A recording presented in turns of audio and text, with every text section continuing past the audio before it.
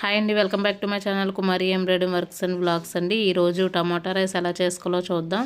కొంచెం వాటర్ తీసుకుని టమాటాలు శుభ్రంగా వాష్ చేసుకుని ముచ్చుకు తీసుకుని 2 విజిల్స్ అనేది రానివ్వాలండి. ముందే టమాటాలు బాయిల్ చేసేసుకోవాలి. 2 విజిల్స్ వచ్చేటప్పటికి ఈలోగా మనం రైస్ అనేది నానబెట్టుకోవాలి. గ్లాస్ రైస్ తీసుకున్నానండి. గ్లాస్ రైస్కి నేను 1/2 కిలో టమాటాస్ తీసుకున్నాను.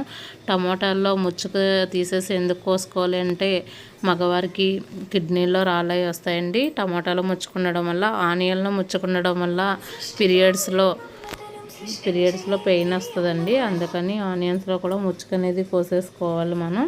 తర్వాత ఇలాగా బాయిల్ చేసిన టమాటాస్ మిక్సీ జార్లో తీసుకుని మిక్సీ పట్టుకున్న తర్వాత టమాటాలో కూడా వాటర్ ఉంది కదండి, ఆ వాటర్ కూడా ఇందులో అనేది పోసేసుకోవాలి మనం. వాటర్ కూడా వంపే అవసరం లేదు. మిగిలిన వాటర్ ఇందులో పోసేసుకొని పక్కన పెట్టుకోవాలి. ఈలోగా టమాటా రైస్కి కావాల్సిన పదార్థాలు తీసుకుందాం. యాలక్కాయలు, లవంగాలు, పాన్ పెట్టుకుని ఆయిల్ అనేది ఎక్కువ వేసుకోవసరం లేదండి. ఆనియన్స్ కూడా ఒక ఆనియన్ అయితే సరిపోద్ది. ఎక్కువ ఆనియన్ కోయడం వల్ల స్వీట్ లాగా అనిపిస్తుందండి, అందుకని ఎక్కువ కోయకూడదు.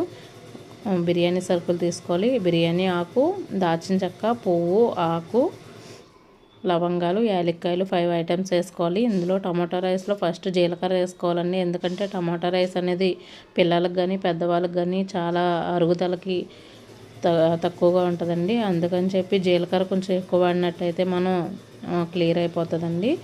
అందుకని ఫస్ట్ ఆనియన్స్ తీసుకోవాలి. జీలకర్ర వేసిన తర్వాత అవన్నీ తాలింపులన్నీ వేసేసుకున్న తర్వాత బిర్యానీ సరుకులు వేసుకున్న తర్వాత ఆనియన్స్, జీడిపప్పు వేసుకుని 2 మినిట్స్ వేగనివ్వాలండి.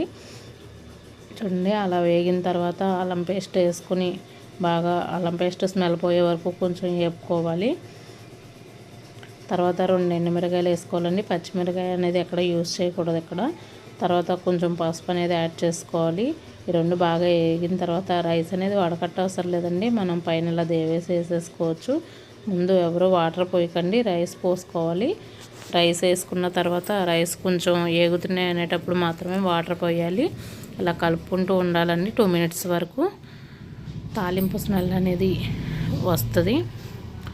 ఇలా కలిపేసుకున్న తర్వాత గ్లాస్ రైస్ తీసుకున్నాం కదండి, గ్లాస్కి 2 గ్లాసులు వాటర్ అయితే సరిపోతాయి. ఒక 1/2 అవర్ ముందు నానబెట్టుకునేటట్టయితే కరెక్ట్గా గ్లాస్కి 2 గ్లాసులు వాటర్ సరిపోతాయండి. అదే అప్పటికప్పుడు నానబెట్టుకునేటట్టయితే కొంచెం వాటర్ అనేది వేసుకోవాలి. ఎందుకంటే పులుపుకి, టమాటో పులుపుగా ఉంటుంది కదండి, పులుపుకి రైస్ అనేది బిగుస్తుంది కాబట్టి కొంచెం వాటర్ అనేది యాడ్ చేసుకోవాలి. ఇలాగా కొంచెం దానికి సరిపడా సాల్టు, కొంచెం లైట్గా కారం అండి. ఇంకేం బిర్యానీ సరుకులు అనేది అసలు ఆల్రెడీ మనం ఎండుమిరకాయ బిర్యానీ సరుకులు అనేది వేసాం కాబట్టి ఇంకేమీ అవసరం లేదండి. కొంచెం కారం వేసుకొని ఒకసారి కలిపేసుకోవాలండి. కలిపి మూత పెట్టుకోవాలి. మూత పెట్టుకొని ఇది పిల్లలకు కానీ పెద్దవాళ్ళకి కానీ హెల్దీ ఫుడ్ అని మాత్రం చెప్పను, కానీ బాగా మనకి బాగుంటుందండి. రైస్ అనేది హెల్దీ ఫుడ్ అయితే కాదు, కానీ 1 మంత్కి ఒకసారి అలా చేసుకుంటే బాగానే ఉంటుంది. తర్వాత చూడండి, 2 విజిల్స్ అనేది సరిపోద్దండి. 2 విజిల్స్ వస్తే బాగా చాలా బాగుంటుంది. రైస్ అనేది మెత్తగా కుక్ అయిపోయింది. పిల్లలకి లంచ్ బాక్స్లో ఇలా ప్రిపేర్ చేసుకుంటే మార్నింగ్ టైంలో చాలా త్వరగా అయిపోద్దండి. ఏ కర్రీ అవసరం లేదు. దీనికి పెరుగు చట్నీ వేసి పెట్టేస్తే చాలా చాలా బాగా చూస్తారు. వీడియో నచ్చితే